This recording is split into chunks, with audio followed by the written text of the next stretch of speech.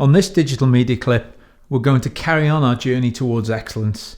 And to understand the journey towards excellence, we have to start looking at our culture maturity, our system maturity, our consistent conversations, our style of leadership, and how that affects our real performance.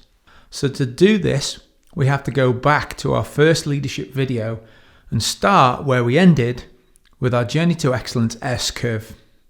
So you'll remember we took the Bradley curve, which was a negative focus safety performance curve, and flipped it on its head. We turned it upside down and put all the negatives below the line. We then drew our journey to excellence through the zero harm line and up to an area where safety excellence was what we do around here, and everything else would just be falling far short. Now, as we do that, we also have to recognize that our culture maturity improves too. So on the left-hand vertical axis of our graph, we have the HSE culture maturity model, which starts at the bottom with pathological, where we work through reactive organizations, through systematic, where we have lots of systems and we don't trust our people, through proactive, where we push out to the workforce our ownership and responsibility for change and safety, right through into a generative organization where we're growing and moving from within. Alongside that, we can start with the ISO model, which looks at assessment, awareness, initiation, development, internalization, and desired state. And they very much describe for us the culture maturity of our business and our systems.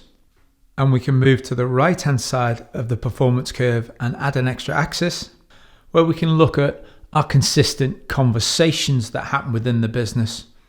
Are we the kind of organization that polices? Are the kind of organization that teaches, advises, mentors, or coaches? This starts to help us understand as a business whether we're very much focused on transactional management, transitional management, or transformational change. The challenge is when we start to think about what kind of culture we deserve.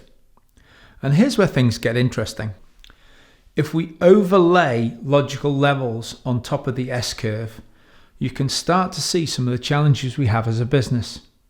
Because an organization is best defined by the consistent behaviors of its people.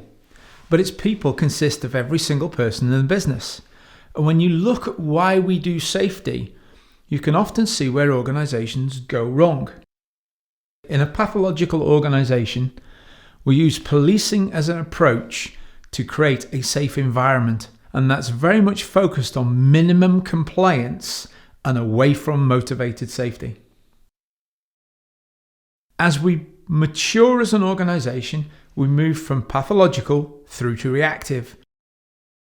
Now, a reactive organization, they're great at accident investigations. We're constantly looking at what we got wrong and then reteaching and retraining our individuals to behave in a different way. So organizations that are reactive can stay reactive for quite a while, consistently making the same mistakes without learning. But as organizations mature, we tend to fall into the next trap, and that's the systematic trap. And as you'll notice from the S-curve, our ability to improve slows down. And that's because we try and proceduralize a human being. Our risk assessments, our method statements get so wordy and so weighty, our ability to move forwards and be innovative is stifled by our need to have a system to manage it. In a systematic organization, we employ supervisors to tick lots of boxes.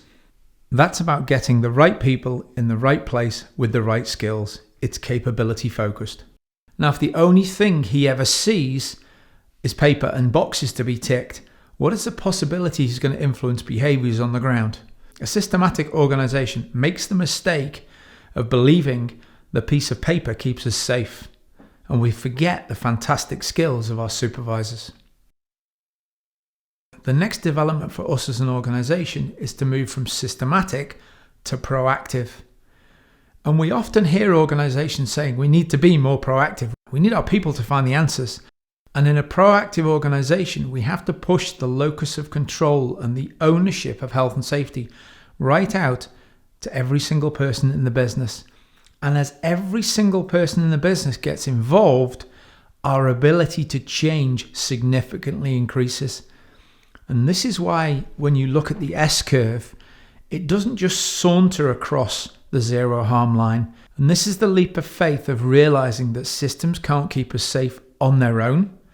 We have to create a culture and environment based on trust, ownership, responsibility, but also innovation and challenge. That's why the S-curve suddenly increases in its capability to deliver excellence, because everybody has a great idea and everybody has the solutions. So creating workplace mentors that share our beliefs and values, that lead by example and focus on the positives and remember all the triggers that create unsafe behaviors and keep reminding people to look for the good in others is how we leap from being a systematic organization to a proactive organization. The final epiphany is recognizing that out-of-the-box thinking isn't something we do naturally as an organization or as an individual. And this is where organizations that are generative, they grow from within, require coaches. Coaching and a coaching culture requires us to think well outside the box that we're conditioned to stay inside. Mentoring is a good way of creating great behaviors and great performance most of the time. But coaching challenges us to look well outside our current set of norms. Coaches are trained and focused very much on challenging our beliefs and values and consistently reflecting on them, but also helping us understand our sense of identity as an individual, as a team, and a business, and challenging us to achieve a higher sense of purpose for ourselves, our colleagues, and the whole organization.